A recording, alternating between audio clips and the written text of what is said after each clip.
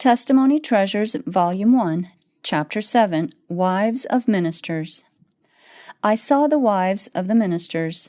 Some of them are no help to their husbands, yet they profess the third angel's message. They think more of studying their own wishes and pleasure than the will of God, or how they can hold up the hands of their husbands by their faithful prayers and careful walk. I saw that some of them take so willful and selfish a course that Satan makes them his instruments and works through them to destroy the influence and usefulness of their husbands. They feel at liberty to complain and murmur if they are brought through any strait places.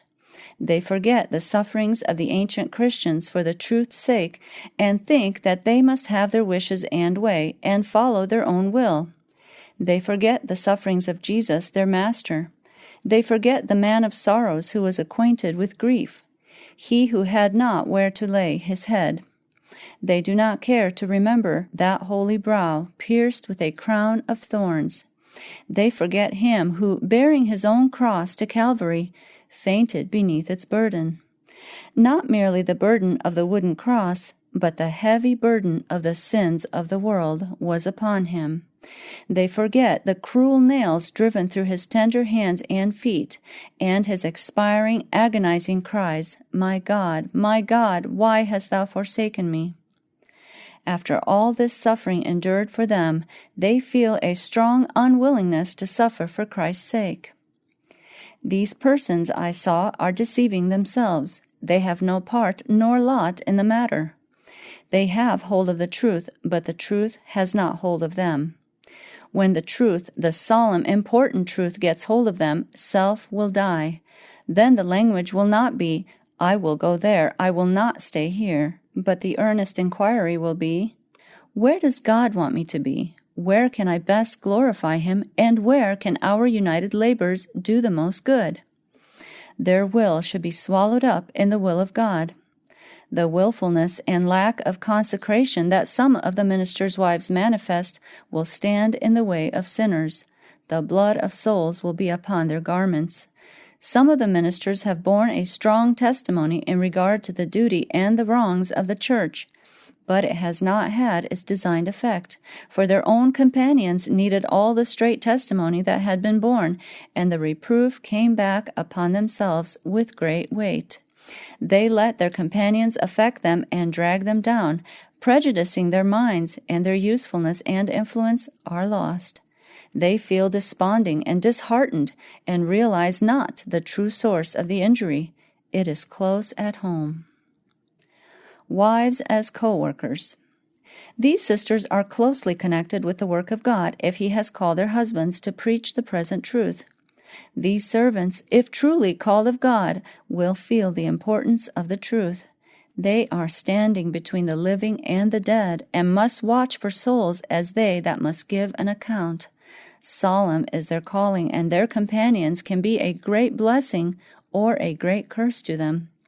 They can cheer them when desponding, comfort them when cast down, and encourage them to look up and trust fully in God when their faith fails.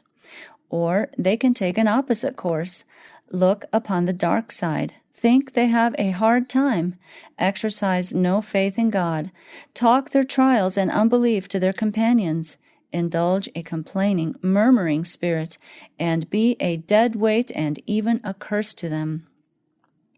I saw that the wives of the ministers should help their husbands in their labors, and be exact and careful what influence they exert, for they are watched, and more is expected of them than of others. Their dress should be an example. Their lives and conversation should be an example, savoring of life rather than of death. I saw that they should take a humble, meek, yet exalted stand, not having their conversation upon things that do not tend to direct the mind heavenward. The great inquiry should be, how can I save my own soul and be the means of saving others? I saw that no half-hearted work in this matter is accepted of God. He wants the whole heart and interest, or He will have none.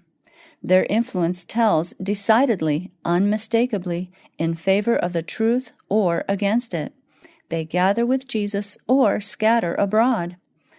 An unsanctified wife is the greatest curse that a minister can have. Those servants of God that have been and are still so unhappily situated as to have this withering influence at home should double their prayers and their watchfulness, take a firm, decided stand, and let not this darkness press them down. They should cleave closer to God, be firm and decided, rule well their own house, and live so that they can have the approbation of God and the watch care of the angels. But if they yield to the wishes of their unconsecrated companions, the frown of God is brought upon the dwelling. The ark of God cannot abide in the house, because they countenance and uphold them in their wrongs. Our God is a jealous God. It is a fearful thing to trifle with him. Anciently, Achan coveted a golden wedge in a Babylonish garment, and secreted them, and all Israel suffered. They were driven before their enemies. And when Joshua inquired the cause, the Lord said, Up, sanctify the people, and say, Sanctify yourselves against tomorrow, for thus saith the Lord God of Israel, There is an accursed thing in the midst of thee, O Israel, thou canst not stand before thine enemies, until ye take away the accursed thing from among you. Achan had sinned, and God destroyed him and all his household with all they possessed, and wiped the curse from Israel. I saw that the Israel of God must arise and renew their strength in God by renewing and keeping their covenant with Him. Covetousness, selfishness, love of money, and love of the world are all through the ranks of Sabbath keepers. These evils are destroying the spirit of sacrifice among God's people. Those that have this covetousness in their hearts are not aware of it. It has gained upon them imperceptibly, and unless it is rooted out, their destruction will be as sure as was Achan's. Many have taken the sacrifice from God's altar.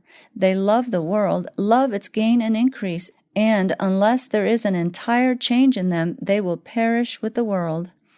God has lent them means. It is not their own, but God has made them His stewards, and because of this, they call it their own and hoard it up.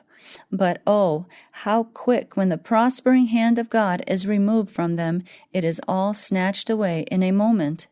There must be a sacrificing for God, a denying of self for the truth's sake. Oh, how weak and frail is man, how puny his arm! I saw that soon the loftiness of man is to be brought down, and the pride of man humbled. Kings and nobles, rich and poor, alike shall bow, and the withering plagues of God shall fall upon them.